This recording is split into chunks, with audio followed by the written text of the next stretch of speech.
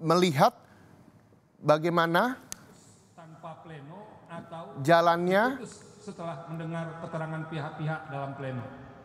Dan perkara 114/2022 sidang. ini salah satu yang kita sepakati di bawah Oke, ini adalah Saldi Isra, Wakil Ketua MK. Saudara, kita akan mendengarkan statementnya berikut ini. Dan kami Mahkamah Konstitusi merasa perlu mendengar keterangan pihak-pihak di dalamnya. Dan sebagai sebuah poin besar di dalam di dalam penyelenggaraan pemilu tentang sistem pemilihan umum, ini memang kemudian memancing perhatian, terutama pihak-pihak yang akan terdampak dengan permohonan ini berkait dengan sistem pemilihan umum. Nah, kita normal saja sih sebetulnya, sekalipun dalam permohonan ini diajukan untuk dilakukan provisi, diputus lebih cepat. Tadi sudah dijawab hal-hal yang itu. Nah, sidang ini termasuk yang pihak terkaitnya sangat banyak. Dan alhamdulillah sudah diputus hari ini. Dan perlu dikemukakan kepada teman-teman, persidangan yang dimulai sejak 23 November itu baru berakhir secara faktual, sidangnya itu tanggal 23 Mei 2023. Nah, pada sidang terakhir itu disampaikan oleh Ketua Panel, Pak Ketua Mahkamah Konstitusi, bahwa sesuai dengan ketentuan hukum acara, pihak-pihak diberikan kesempatan untuk menyampaikan kesimpulan. Jadi, disampaikan kesimpulan itu batas akhirnya tanggal 31 Mei 2022. Artinya apa? Sampai tanggal 31 Mei itu belum ada posisi hakim dan belum ada RPH untuk membahas perkara ini. Jadi belum ada sama sekali. Kapan kami mulai membahas? Tanggal 31 Mei itu berkas lengkap dikirim ke hakim. Nah, hakim akan membaca, lalu kemudian meneruskan dengan membuat posisi hukum masing-masing hakim yang sering disebut LO, legal opinionnya hakim. Jadi teman-teman sekalian, setelah itu dibaca, baru kemudian kepaniteraan akan menanyakan kepada para hakim, kapan kira-kira diagendakan persidangan ini untuk membahas perkara dan memutusnya. Nah, kita baru memulai membahas perkara ini pada tanggal 5, Senin, 5 Juni. Tapi belum ada posisi hakim. Jadi memulai melakukan pemanasan. Pembahasan yang intens itu kami lakukan tanggal 7, dan pada hari itu tanggal 7 Juni, yang itu bisa dilihat di putusan, hari itulah baru diputuskan posisi masing-masing hakim. Dan ketika dilakukan RPH pada tanggal 7 Juni itu, sidang RPH hanya dihadiri oleh 8 hakim konstitusi. Oke, ini penting ini, 8 hakim konstitusi ini untuk dikemukakan. Jadi hanya dihadiri oleh 8 hakim konstitusi, karena salah seorang hakim konstitusi sedang berdinas ke luar negeri. Jadi kalau dibaca tadi, itu diputus oleh 8 hakim konstitusi. Jadi karena di bawah amar itu kan ada 2, kapan diputus, kapan diucapkan. Diputusnya tanggal 7, diucapkan tanggal 15, jadi 8 seminggu yang lalu. Artinya apa, teman-teman sekalian? Sebelum tanggal 7 Juni, ketika diketukkan palu di ruang lantai 16 itu, belum ada putusan dan belum ada posisi hakim. Mengapa ini menjadi poin yang kami bikin stressing, teman-teman sekalian? Karena ada yang berpendapat sejak tanggal 28 Mei sudah ada putusan dan posisi hakimnya 6-3. Posisi hakimnya 6-3, katanya mengabulkan 6-3, 6 mengabulkan, 3 disenting. Nah, dengan fakta sidang hari ini, kami perlu menjelaskan ini bahwa pendapat itu merugikan kami secara institusi, seolah-olah kami membahas itu dan itu bocor keluar, diketahui oleh pihak luar. Nah, fakta hari ini, putusan itu baru terjadi tanggal 7. Jadi teman-teman nanti bisa baca, putusan itu baru terjadi tanggal 7.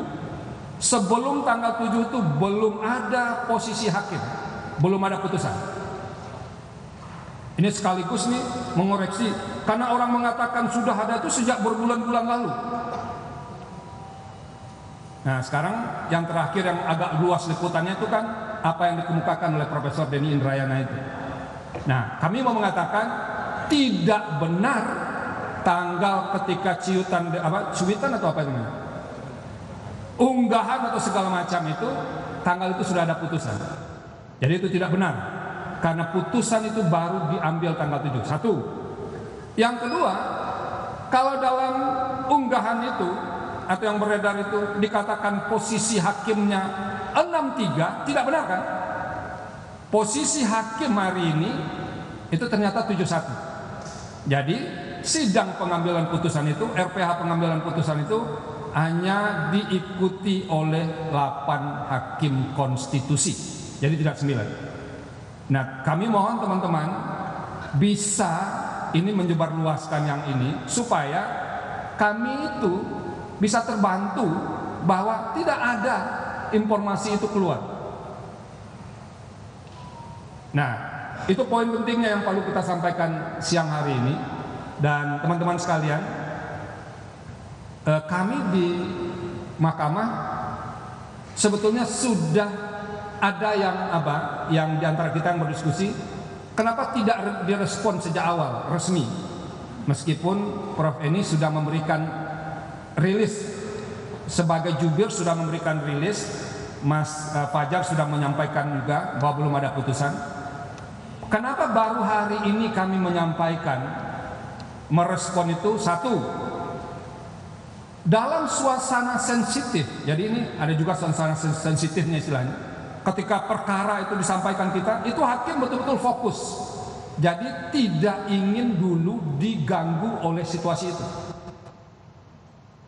Apakah reaksinya kan juga macam-macam kan, datang dari berbagai tempat terhadap itu. Jadi suasana ketika hakim bikin posisi hukumnya itu, kami tidak ingin diganggu. Satu.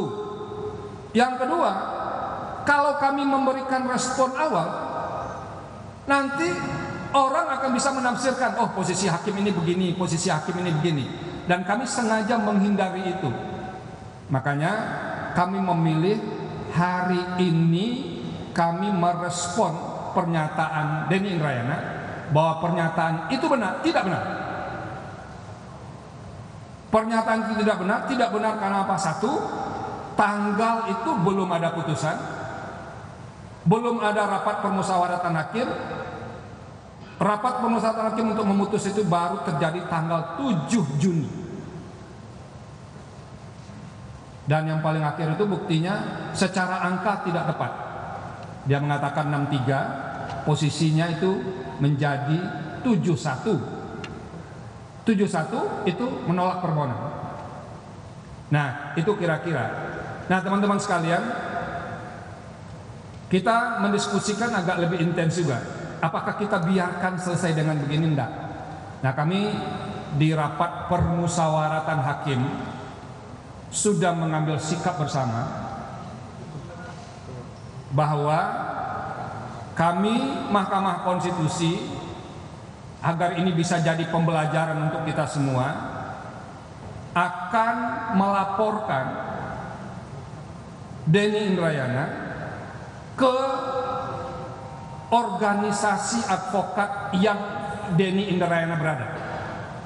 Oke? Jadi itu sedang disiapkan, mungkin minggu depan akan disampaikan laporan. biar organisasi advokatnya yang menilai apakah yang dilakukan Denny Indrayana itu melanggar etik sebagai advokat atau tidak.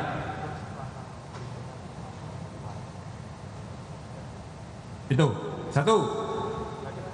Yang kedua, kita juga sedang berpikir bersurat, karena dia juga terdaftar sebagai advokat di Australia. Ini sedang dipelajari bagaimana cara menyurati yang terkait dengan ini. Tapi nanti biar organisasi advokat yang menilai sikap itu. Itu yang kedua. Yang ketiga, memang ada diskusi, perlu nggak kita melaporkan ke polisi, ke penegak hukum. Nah, kami di Mahkamah Konstitusi memilih sikap tidak akan melangkah sejauh itu. Biarlah polisi yang bekerja, karena toh kami dengar dari beberapa media sudah ada juga laporan terkait dengan itu. Jadi kalau suatu waktu kami diperlukan Mahkamah Konstitusi, kami akan bersikap kooperatif terhadap itu. Dan kita berharap kalau ini dianggap serius oleh polisi, laporan itu, dan itu ditangani sesuai dengan prinsip-prinsip penegakan hukum yang objektif. Teman-teman, itu yang bisa kami sampaikan. Mohon teman-teman bisa membantu kami mengklarifikasi ini klarifikasi resmi dari Mahkamah Konstitusi.